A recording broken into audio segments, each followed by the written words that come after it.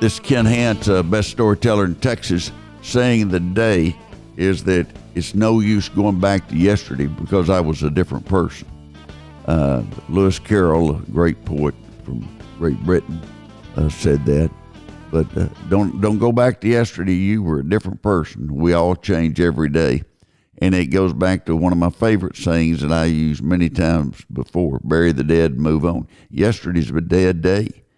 And how many times we've wasted time and money because you were thinking about something that happened yesterday or the week before or whatever. And so it's good. Get it behind you. It happened. Move on. We'd encourage you to follow us on Instagram at The Best Storyteller Podcast. Also check out our website, which is hantspodcast.com. Chancellor, you're a very good person, very qualified person to explain the concerns of the Europeans right now when it comes to natural gas. They are very concerned. They've been getting a lot of natural gas, liquefied natural gas from the United States. And gas prices they went up some as they were getting more, but they've kind of dropped down now. But they're concerned that some of the environmental standards that EPA is trying to put on natural gas were going to hurt production here. And who it helps is the Russians, because they're trying to sell gas to the European market. And so it's something bears watching, because you look at Biden, he's very close to the climate change people, and so he's going to be trying to accommodate them. But our neighbors who are climate concerned, they also have grave concerns about limiting the amount of natural gas that can go to Europe. And so that's a big issue that's going to be coming up, and a lot of your oil and gas people are watching it carefully. So they're basically just trying to make it more difficult for them to do business. Yeah, make it more difficult, and you wouldn't have natural gas that would be supplied to Europe, LNG, liquefied natural gas. And there have been ports in Texas and Louisiana that have been built, and so that they could transport that gas. 5 years ago, we were in the position of exporting oil and exporting liquefied natural gas, and that certainly helps our economy. And also it allows people to buy from the United States rather than buy from the Iranians or the Russians. There's a state senator in Missouri who wants to bring back the duel. Mm-hmm. That, somebody wrongs you, you'll just have a duel, and you'll take 15 steps and turn around and shoot. Burr and Hamilton did that. Hamilton died the next day, got shot in the stomach, and died the next day. I would hope that we could get a little more civility than shooting at each other. Now, if somebody challenged me to a duel, and he's supposed to take 15 steps, boy, I'd take big 15 steps. I'd try to get far enough away they couldn't shoot me. That's it's kind of crazy, but it shows how far off chart politics has gotten that someone would even suggest that we have duels. I don't think it lasts long, because after a few people got killed, they'd say, that's probably not a good idea. Let's repeal that law. There'll be a lot of members signing up to repeal the law. I don't know if anybody would trust a politician to actually take 15. They'd afraid they'd take 12, 13 and turn around. Yeah. I don't know. Get to sit. I thought it was 7, 8, 9, 15, 16, 17. No, that's not the way it goes. Well, the way Congress is going, it'd take them 20 years to figure out how many steps to take. That's exactly right. It'd take a long time. One time, my grandchildren together, and Will, the youngest of the three, was about, I'd say he was 4 years old or something. He said, "Granddaddy, I can count to 100. And I said, "Well, do it." And they went, no.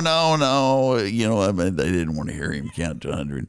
And he was going along, and I led him, and he was proud of it. And he said, 76, 77, 79. And I said, "You missed one." They said, "Oh, don't let him go back and start all over."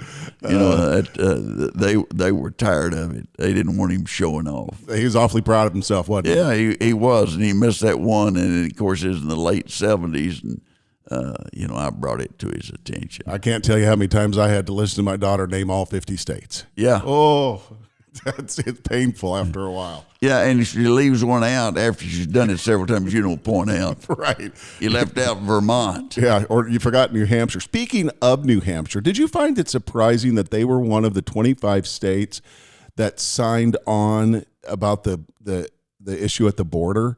That it's not because when I think about it, with immigration being the top issue right now, what really sunk home for me is it was the number one issue at the primary in New Hampshire, that far north. It was also one of the top issues in Iowa. Yeah. And what's happened, the major networks and the major newspapers, New York Times and Washington Post, they didn't write or cover the immigration issue that much.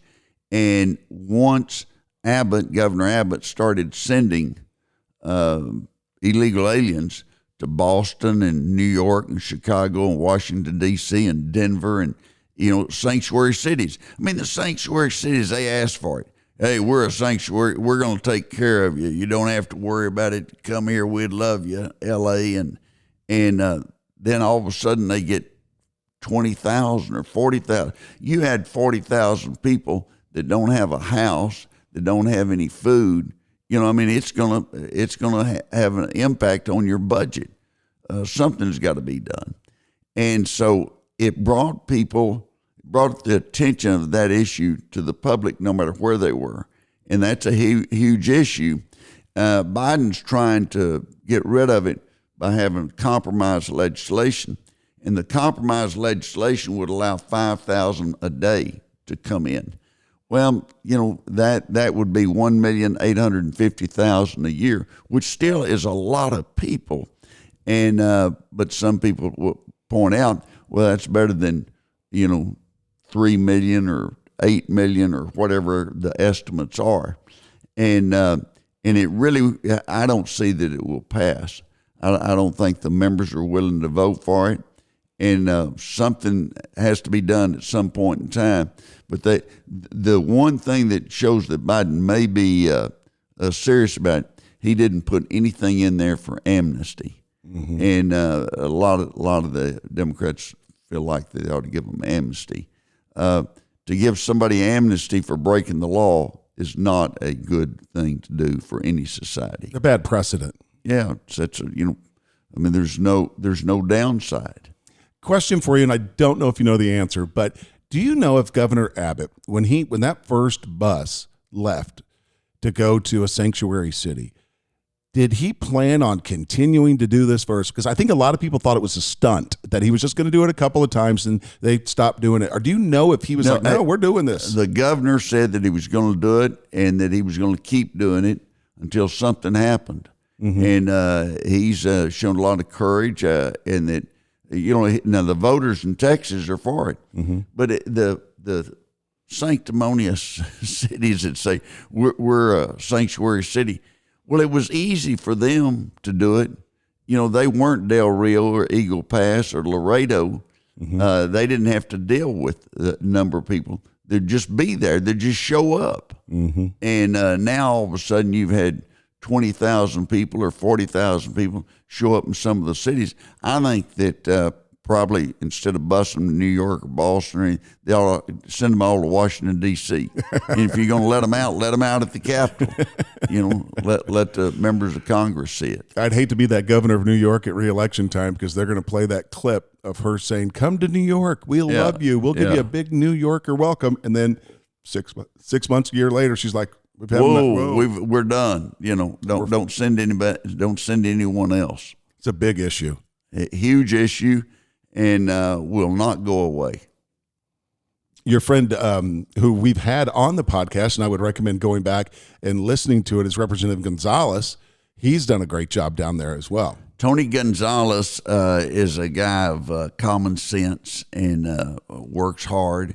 And tries to address the issue, and this is a major issue, and he's really been on top of it. I love his slogan is results, not excuses. Yeah, that's what he wants. We're going to get results, or you're going to give excuses. We want results. Let's talk about a guy that stole a vehicle from Walmart. Yeah, I saw that. This guy goes to Walmart and steals a vehicle, but it was an Amish horse and buggy. Mm-hmm. You know, I mean, now what was he thinking? You know, if you steal something, you know, that's unusual, it's going to be easy to spot you. And a person was arrested before long. It didn't last long. And I guess, you know, maybe he's thinking they'd come out and say, I can't give you an exact description. Well, you know, there's a horse pulling a buggy, and it's mine, and it's been stolen. You don't have to ask a lot more questions. And the horse probably knows its way home. Yeah. You know, there was a story years ago about an Amishman who got drunk and was in his buggy and passed out, and the horse just took him right home. Okay. Well, that's pretty unusual because most Amish don't drink. Right, and, right. So that old cowboys could do that, you know. I mean, they could take them back. You know, they could leave the saloon, and horse knew its way home. I always think about movies. It was a Bounty Hunters, a movie. Randolph Scott was in it, and there was a guy from Dimmitt, my hometown, Cliff Cox, was going to be in that movie, and they had a big deal, like a premiere, you know.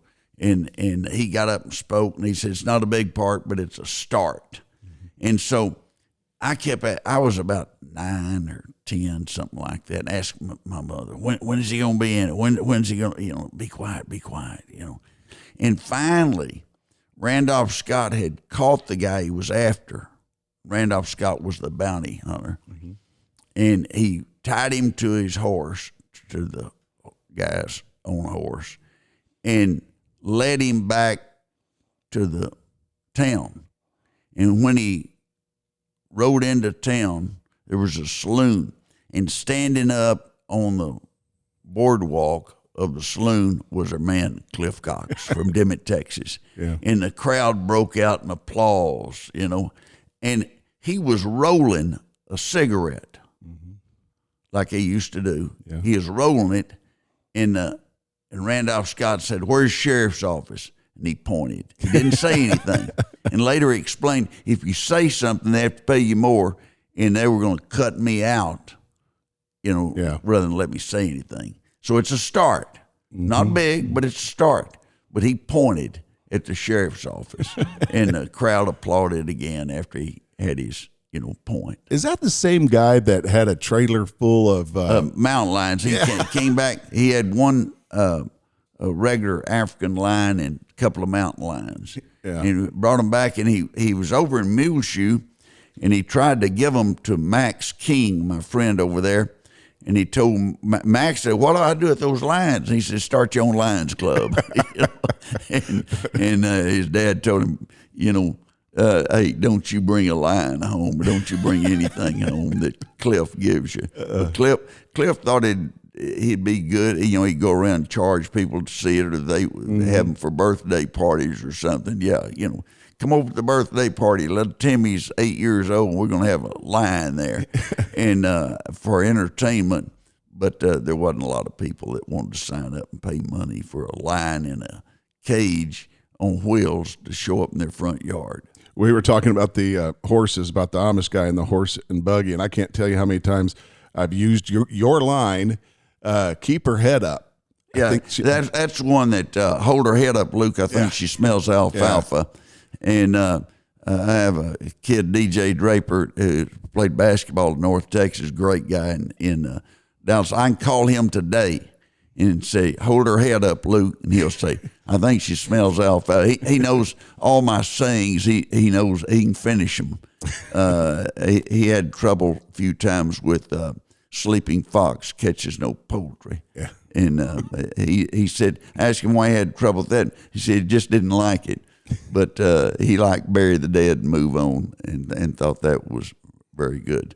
But you know, if you're riding a horse and they get to sniffing alfalfa, boy, they're going to stop and graze. You got There's a reason a lot of people died from horse accidents 100, 150 years ago. True. You see the story about the woman that went to a restaurant and left a $154 tip? She had the fare was $46, and she left them 100 and 250s. And she was walking out, and the waiter came and said, "You hadn't paid. You know, you can't walk the ticket." Jumped her about it. She said, "Did you look at the table?" Said, "No." I said, "Come here, let me show you."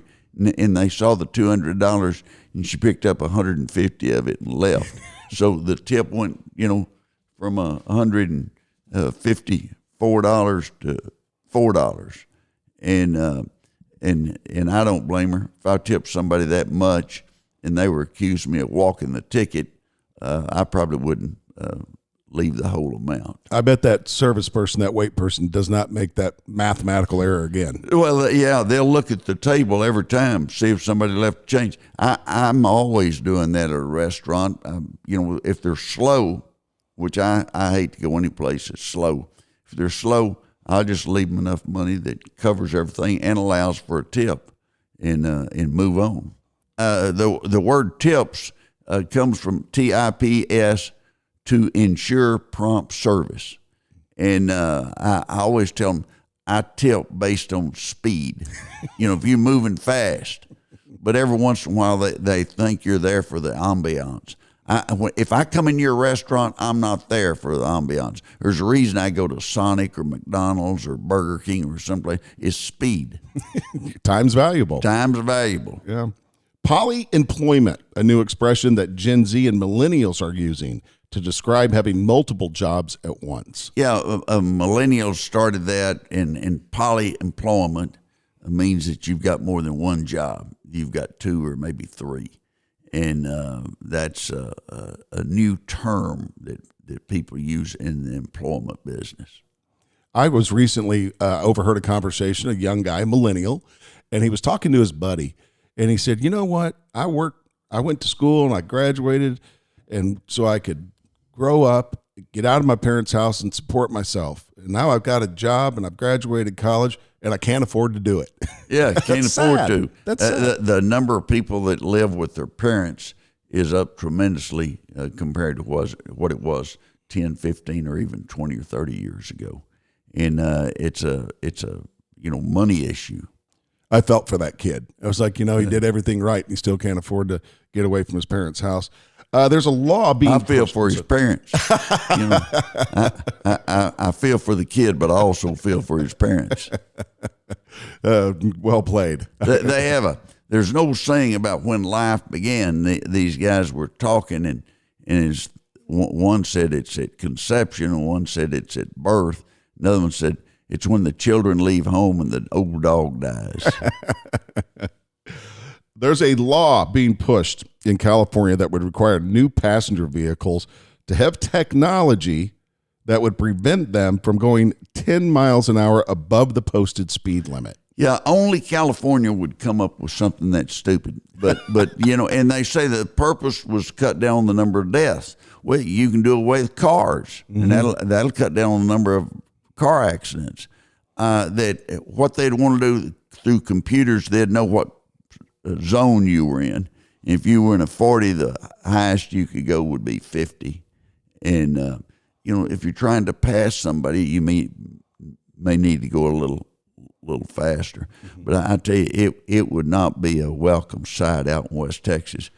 Speaker Craddock, back that was state representative from Midland, and he always had legislation that would do away with any posted limit, and didn't always get a good hearing, but parts of it did pass.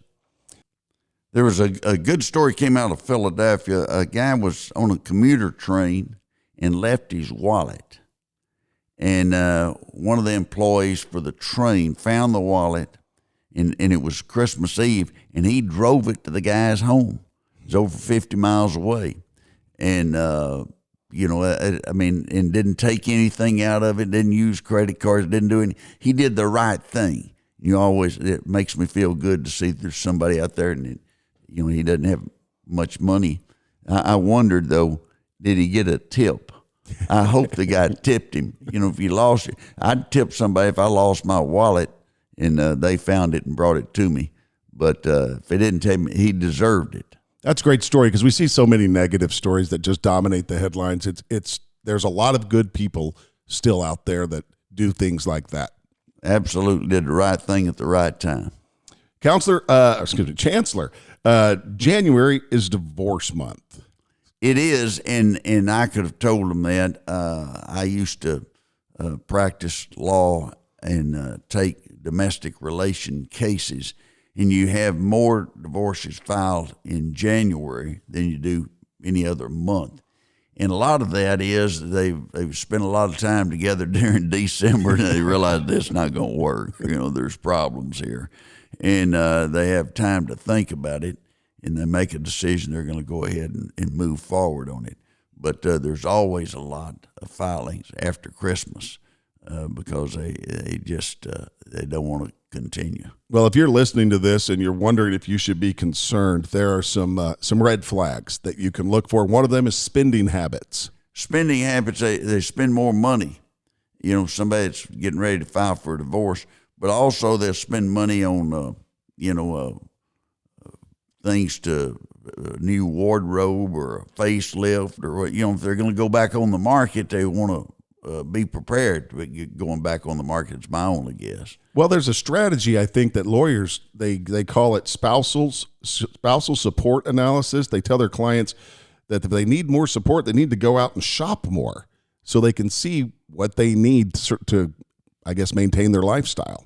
Yeah. The problem you get into if you start that, then when you get into the divorce hearings and everything, the money you've spent, you are going to have to be in charge of that. Mm-hmm. And so, there's a certain downside to it. Another great episode. We encourage you to go back through our library of episodes. A lot of great stuff in there. You can also email us. We love hearing from you. Send us an email to info@hanspodcast.com. And for those of you that are listening on Apple Podcast, make sure you go in and hit the follow button. That way you'll be notified when a new episode is released, which is every Monday morning. Same thing for Spotify. They've changed the algorithms on Apple and Spotify, so you need to go back in and make sure you tap that follow button. That way you'll get notified when there's a new episode that is released. In fact, over the weekend, I was visiting with someone, and he told me that. He said, I used to get a notification every time a new episode come out, and I haven't been getting them. What you need to do is go in there and hit that follow button, and you'll start getting those notifications again. Chancellor, would you like to wrap it up with the saying of the day? I think that, the big item on immigration is going to be what happens through the primaries in the general election. Everybody's going to be trying to put themselves in the best light in the presidential campaign. The presidential campaign, unless there's some big change, looks like it's going to be a rematch of Biden and Trump, and that and most people, don't necessarily want that rematch, but we'll see what happens, and that's what the polls reflect. Can I ask you a quick question? Yeah. Is this probably the biggest vice presidential vote that we've seen in a long, long time, given Biden's age and Trump's troubles? Well, I would say not, because people will say it's going to be important who's vice president and everything, but what the polls consistently show when they go in to vote, they're voting for the president. Okay. And they don't spend a lot of time thinking about the vice president. We also, the issue of what's going to happen in natural gas and liquefied natural gas, LNG, and sales to Europe and other parts of the world from the amount of gas produced in the state of Texas. That's going to be big. And the saying of the day, it's no use going back to yesterday. You were a different person at that point in time. Everything's always changing. Move forward. Have a great week. This is Ken Hance, best storyteller in Texas, and we'll be talking to you next week. Bye-bye.